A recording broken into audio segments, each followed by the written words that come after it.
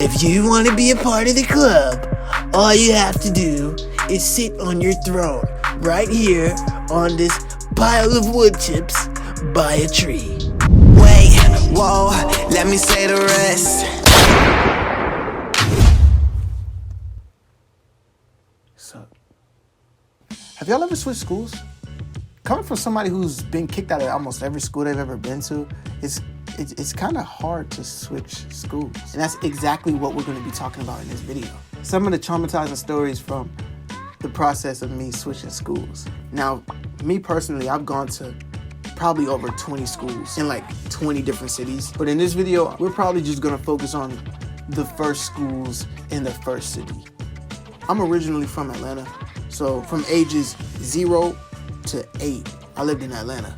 So back when I was a little kid, you know when you're a little kid, you get recess, you get to run around and stuff. What do all the dudes want to do? Race, right?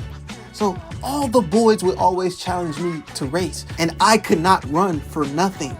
Apparently, there's this trick to running that no one ever told me about. So when I was running, I would hold my hands like this. Apparently, when you run, you're supposed to hold your hands like this, open. I don't know what it does. I don't know why, but it works.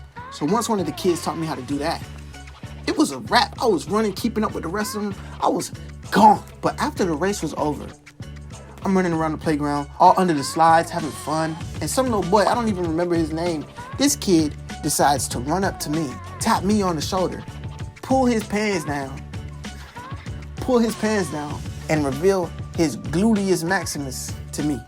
Then he tries to walk up to me and kiss me on the cheek. And my response to this was,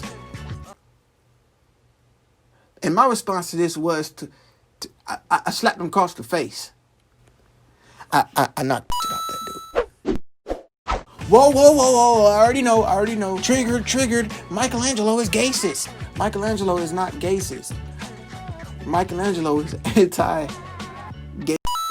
For some reason, after everything that this man did to me, I got in trouble for slapping him across the face. Next school. At another school, we was in gym class, and I'm standing in a line of dudes. One of these dudes, he says, "Oh, hey, kiss my butt. He, kiss my butt. Lick my butt. Ha ha ha." And he's laughing and giggling like it's all funny. And then this other kid, he's like, yeah, lick my butt. He, kiss my butt. So I decide I'm going to take it up a notch. I say, "Hey, kiss my wiener, dog." Now look, I knew that this was a double entendre. I didn't know what that was. I didn't know what that meant. I just said it because I thought it would be funny. I knew what I was doing. I knew what I was doing. The kid in the front of the line, keep in mind, the one who originally said, "Kiss my butt, lick my butt, he. The one who originally said, "Kiss my butt, lick my butt, he.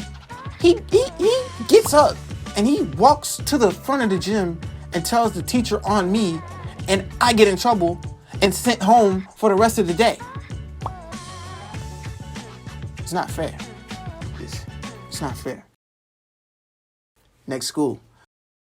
When I was younger, I couldn't tie my shoes for a long time.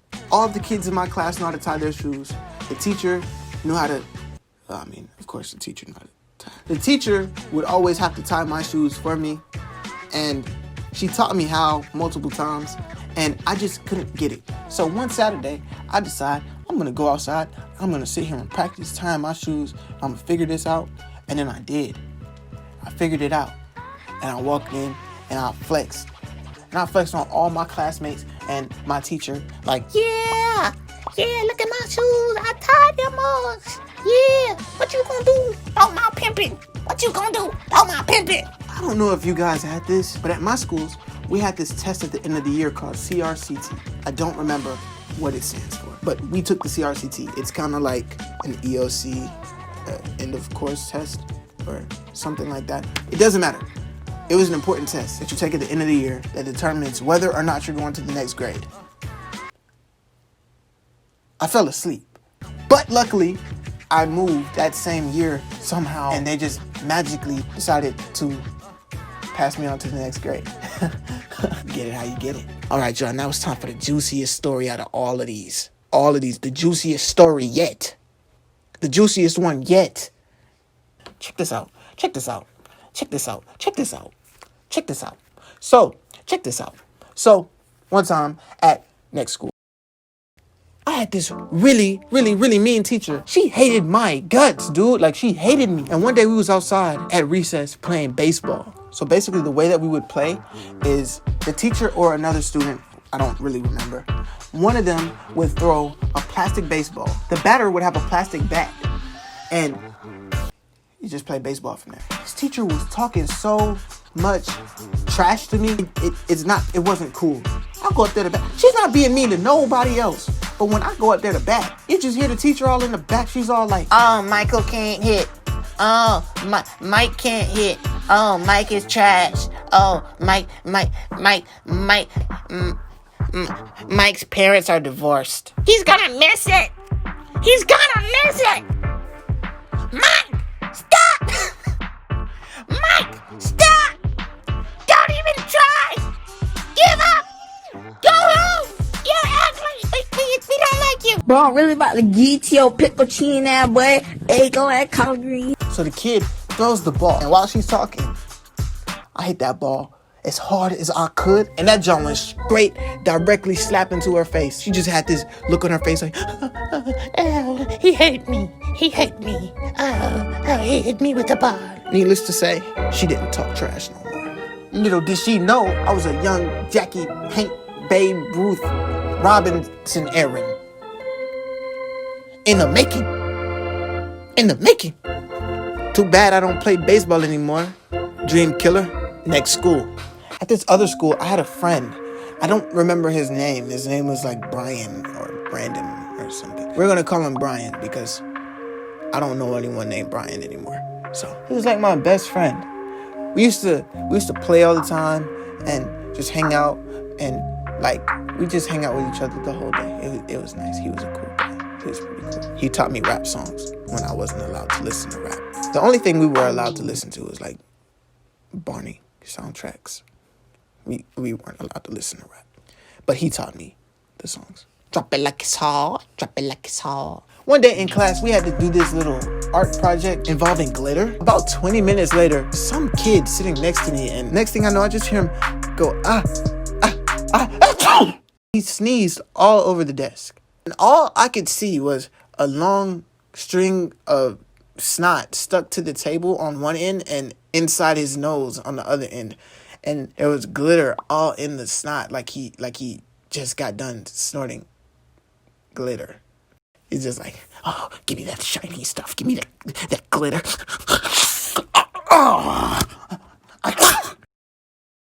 Man, that is nasty. Me and Brian used to go outside during recess, and there was this fence, and it had a tree that the branches hung over the fence. And the tree grew like raspberries and blackberries and stuff. They were good. We also used to eat honeysuckles. I don't know if you guys know what those are. We used to eat those. Not the plant itself, but like the honey inside the plant. They were delicious. One time at the school, we were playing freeze tag. And I don't remember exactly how you play it, but I think someone's supposed to unfreeze you. No one ever unfroze me. And I died. No, I didn't die. But it was really messed up. There was this older kid, and I think his name was Brian too. Maybe we're just gonna call him Brandon. He's Brandon. And Brandon, he was really mean. He was like older, but he had like the same recess as us. And he was like way bigger than us. And he was a bully. He was just this mean kid. But for some reason, I wanted to be friends with him really bad. I think he knew that. So one day, he was like, "Hey, Mike, you trying to come be a part of this club?" And I'm like, "Club? Oh boy!" Like, "Yeah, heck yeah, let's do it." So he's like, oh yeah, sounds good. Come follow me. I'll get you in this club. So I follow him, and he says, all right. So if you want to be a part of the club, all you have to do is sit on your throne right here on this pile of wood chips by a tree. I'm excited. I sat on that throne. I'm like, I could get used to this. I feel like I'm being treated like a king. So I happily go squat over a pile of wood chips, sit on my throne like a king.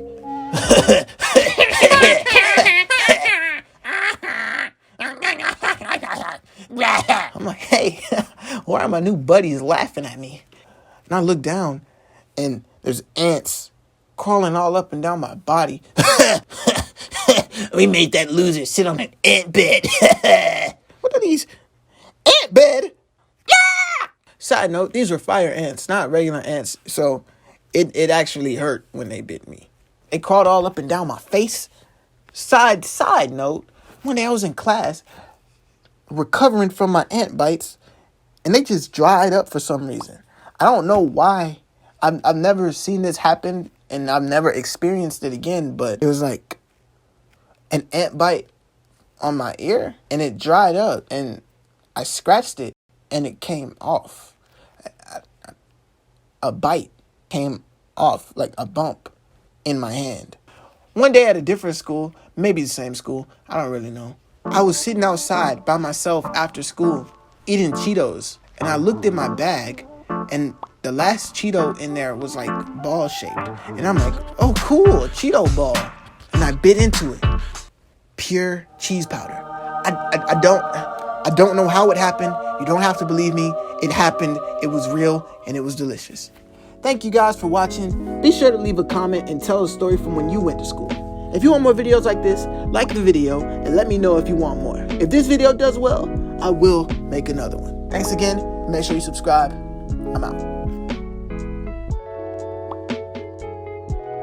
Bro, I'm really about to get your pickle chin that boy. Egg on that collard.